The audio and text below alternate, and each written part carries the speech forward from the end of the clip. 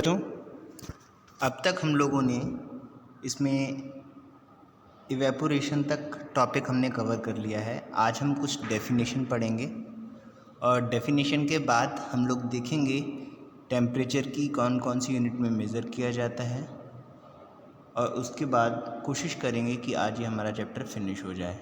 इससे पहले मैं आपको कहना चाहूँगा कि कोरोना रेगुलर अपने पाँव पसार रहा है, इसलिए आप अपना ख्याल रखें, अपने माउथ को मास्क से कवर करके रखें और अपने हैंड को रेगुलर सैनिटाइज़ करें।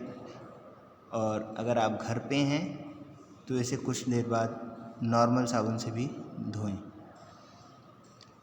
और जितना हो सके घर से बाहर कम निकलें। पहला टॉपिक है डिफ्यूज़न। डिफ्यूज़न कहते किसे हैं? तो आइए हम लोग देखते हैं डिफ्यूज़न होता क्या है। डिफ्यूज़न एक प्रोसेस है जिसमें पार्टिकल जो हैं वो इंटरमिक्स हो जाते हैं एक दूसरे में, और इंटरमिक्स होने के बाद और ये तब तक एक दूसरे में इंटरमिक्स होते हैं जब तक कि सारे मैटर का कंसंट्रेशन एक ना हो जाए। तो डिफ्यूज़न की डेफिनेशन हम कैसे कहती है? डिफ्यूज़न एक प्रोसेस है जिसमें सब्सटेंस हाई कंसंट्रेशन से लो कंसंट्रेशन की तरफ जाते हैं, और ये तब तक ऐसा होता है जब तक मिक्सचर हमारा यूनिफॉर्म ना हो जाए। मतलब यूनिफॉर्म मतलब एक जैसा ना हो जाए। इस चैप्टर में कुछ इंपॉर्टेंट डेफिनेशन है, जिसमें एक डेफिनेशन है डेंसिटी। डेंसिटी किसे कहते हैं? तो डेंसिटी होती है को हम कहते हैं सब्सटेंस में जितना भी मास है, अगर उसको हम उसके वॉल्यूम से डिवाइड कर दें तो हमें जो मिलती है वो डेंसिटी होती है। तो डेंसिटी की डेफिनेशन है the density of a substance is its mass per unit volume. Per unit volume में जितना मास है वो उसकी डेंसिटी कहलाएगा।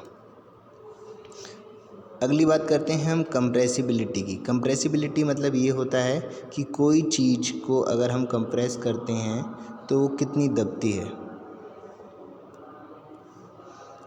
कंप्रेसिबिलिटी मतलब किसी चीज़ को अगर हम फोर्स देते हैं तो वो कितनी कंप्रेस कर जाती है। The ability of something to reduced in volume और साइज़ अंडर अ प्रेशर। मतलब अगर हम प्रेशर डाल रहे हैं तो उसका वॉल्यूम और साइज़ कितना रिड्यूस हो जाता है, कितना कम हो जाता है। अगली डेफिनेशन हमारी है रिजिडिटी की। ये प्रॉपर्टी जो है कंप्रेसिबिलिटी की, ये सॉलिड्स में नहीं होती है। और बात करें रिजिडिटी की, तो सॉलिड में रिजिडिटी की प्रॉपर्टी होती है। रिजिड होते हैं, वो अपने शेप और साइज़ को इतनी आसानी से चेंज नहीं करते अगर हम उन पर कोई एक्सटर्नल फोर्स लगाते हैं तो rigidity is defined as the property of exhibited by the solid. ये वह प्रॉपर्टी है जो सॉलिड के द्वारा प्रॉपर्टी रखी जाती है। एग्जिबिटेड मतलब चेंज इन इट शेप, जो शेप को चेंज नहीं करना चाहता। That is when an external force is applied to the solid material there won't be any change in the shape. इसलिए जब भी उन पर कोई बाहर से फोर्स लगाया जाता है तो उसमें कोई चेंज नहीं होता। इससे हमें ये भी जानकारी मिलती है कि इनके बॉन्ड के बीच, इनके बीच में जो गैप होता है पार्टिकल्स के बीच में, वो बहुत ज़्यादा कम होता है।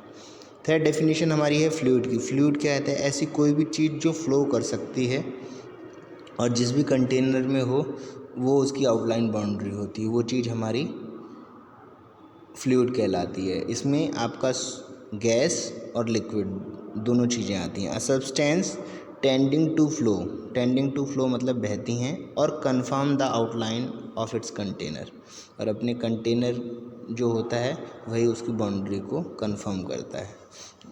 इसमें एग्जांपल हैं गैस और लिक्विड। अगली चीज़ होती है वॉल्यूम। जब हमने मैटर की डेफिनेशन पढ़ी थी, दो चीज़ें पढ़ी थी, मास और वॉल्यूम। तो यहाँ पे हम देखने जा रहे हैं वॉल्यूम क्या है। The amount of space occupied by three dimensional figure. किसी भी थ्री डायमेंशनल फिगर के द्वारा जो भी अमाउंट, जितना भी अमाउंट में स्पेस ऑक्यूपाइड किया जाता है, ऑक्यूपाइड मतलब घेरा जाता है, उसे हम क्या कहते हैं? वॉल्यूम कहते हैं। ज़्यादातर इसे हम क्यूबिक यूनिट्स में नापते हैं, मतलब सेंटीमीटर क्यूब, इंच का क्यूब, जो भी है वो क्यूब में ही होगा। अगली चीज़ है मास। मास क्या है? Mass is a measure of the amount matter in object. Amount of matter present in an object is called मास। कितनी अमाउंट में मैटर प्रेजेंट है उस ऑब्जेक्ट में, वही उसका मास कहलाता है। अब हम बात करते हैं टेम्परेचर की। यहाँ से हमारा टॉपिक स्टार्ट हो जाता है। टेम्परेचर इम्पॉर्टेंट टॉपिक है, हर कंपटीशन में पूछा जाता है, इसलिए यहाँ ध्यान से देखिए। एक सवाल इससे बन सकता है, टेम्परेचर मेजर ऑफ हॉटनेस और coldness express in term of any several arbitrary scale. मतलब कोई चीज़ कितनी गर्म है या कोई चीज़ कितनी ठंडी है, ये हमें कौन बताएगा? ये हमें बताएगा टेम्परेचर। टेम्परेचर नापने के लिए तो वैसे काफ़ी स्केल होते हैं, हम यहाँ 3 स्केल्स पे बात करेंगे। वो 3 स्केल्स हैं, सेल्सियस स्केल, फ़ारेनहाइट स्केल और केल्विन स्केल। केल्विन स्केल का दूसरा नाम एब्सोल्यूट स्केल भी होता है। फ्रीजिंग सेल्सियस स्केल क्या होता है? सेल्सियस स्केल को हम दिखाते हैं डिग्री सेल्सियस से, ठीक है। यहाँ पे हम साइंटिस्ट का नाम नहीं पढ़ रहे हैं, लेकिन ये सेल्सियस, फ़ारेनहाइट और केल्विन ये सब साइंटिस्टों के नाम पे ही रखे गए हैं। जो सेल्सियस स्केल होता है इसमें पानी का फ्रीजिंग पॉइंट 0 डिग्री सेल्सियस होता है और पानी का बॉइलिंग पॉइंट 100 डिग्री सेल्सियस होता है। मतलब जो टेम्परेचर है वो इस तरीके से दिखाता है, फ्रीजिंग पे 0 और बॉइलिंग पे 100 पानी का। फ़ारेनहाइट स्केल जो है इसमें फ्रीजिंग पॉइंट 32 डिग्री फ़ारेनहाइट दिखाता है और बॉइलिंग पॉइंट जो है वो 212 डिग्री फ़ारेनहाइट दिखाता है। सेल्सियस स्केल को फ़ारेनहाइट स्केल में चेंज किया जा सकता है। इसके लिए हमारे पास फार्मूला है F = 9/5 into degree centigrade plus 32।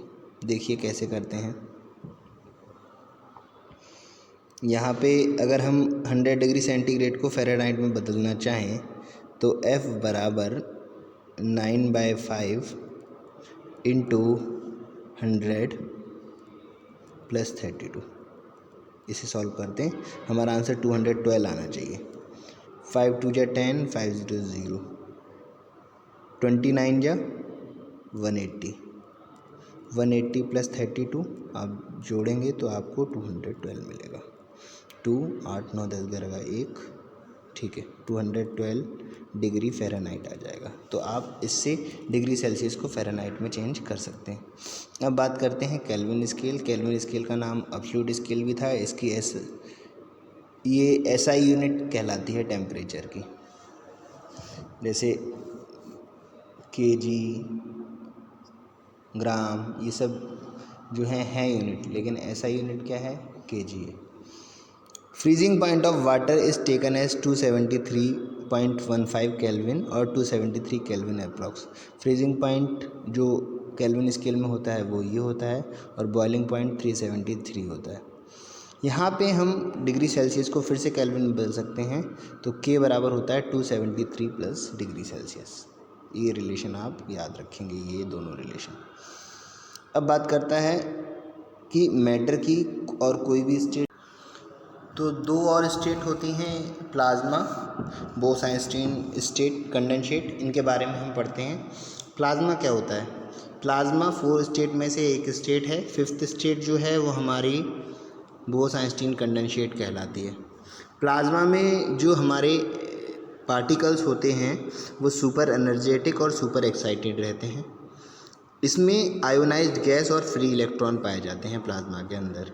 ये हमें अगर अर्थ पे बात करें तो फ्लोरेसेंट लाइट बल्ब में, नियॉन साइन बल्ब में देखने को मिल जाती है, क्योंकि जब भी इन बल्ब में नियॉन और हीलियम गैस भरी जाती है और इससे जब इलेक्ट्रिसिटी फ़्लो कराई जाती है तो ये अलग अलग कलर की लाइट देते हैं और इलेक्ट्रिसिटी फ़्लो होने से ये आयोनाइज्ड हो जाते हैं, इसलिए ये हमें अलग अलग कलर की लाइट शो करते हैं। अगर बात करें वैसे कहाँ पाई जाती है, तो सन में और स्टार्स जो ग्लो करते हैं उसमें नेचुरल प्लाज्मा पाया जाता है, इसलिए वो ये लाइट शो करते हैं। मतलब हाई टेम्परेचर होता है, यहाँ हाई प्रेशर होता है और super energetic, super excited molecule होते हैं। बोस-आइंस्टीन की बात करें तो इसके लिए मेन वर्क सत्येंद्र नाथ बोस और एल्बर्ट आइंस्टीन ने किया था, दोनों ने मिलके, और 5th स्टेट के बारे में बताया था। लेकिन ये 3 अमेरिकन जो थे साइंटिस्ट, एरिक सी कॉम्वेल, वॉल्फगैंग कैटरली और कार्ल ई वीमैन, इन्होंने 2001 में इस स्टेट को शो किया था, जब गैस को डेंसिटी को बहुत कम करके लो डेंसिटी पे बहुत लो टेम्परेचर रखा जाए तो जो स्टेट पाई जाती है वो बोस-आइंस्टीन कंडेंसेट कहलाती है। ब्राउनियन मूवमेंट क्या होता है, एक इम्पॉर्टेंट टॉपिक है। पार्टिकल जो मूव करते हैं इधर उधर, उनका मोशन सबसे पहले रॉबर्ट ब्राउन ने देखा था, और रॉबर्ट ब्राउन ने ये मोशन पानी के अंदर देखा था, पानी में पोलन ग्रेन का मूवमेंट। तो उन्होंने सोचा पोलन ग्रेन जिंदा है, लेकिन उन्हें बाद में पता लगा कि लिक्विड के पार्टिकल रेगुलर मूव कर रहे हैं, इस वजह से ये भी मूव कर रहा है। या धूल होती है, आपने देखा हो, छोटे से पोर से अगर लाइट आती है तो उसमें हमें छोटे छोटे धूल के पार्टिकल्स दिखते हैं, तो उनका जिगजैग जो मोशन होता है, इसी को इन्होंने ब्राउनियन मूवमेंट नाम दिया। Brownian movement in chemistry set the random zigzag motion of a particle that is usually observe under the high power ultra microscope. लेकिन अब वो उसको हम पार्टिकल नहीं कह सकते, लेकिन जो पार्टिकल होता है वो अल्ट्रा माइक्रोस्कोप के नीचे ही देखा जा सकता है। अब इतना छोटा सा होता है, वो तो हमने धूल का एग्जांपल दे दिया कि ऐसा मूवमेंट होता है। This movement resemble the exact motion of pollen grain in water as explained by Robert Brown. ये मोशन बिल्कुल वैसा ही था जैसे रॉबर्ट ब्राउन ने पोलन ग्रेन का मूवमेंट पानी में बताया था। ब्राउनियन मूवमेंट भी इसको हमने नाम दे सकते हैं। आज के लिए इतना ही। Thank you very much.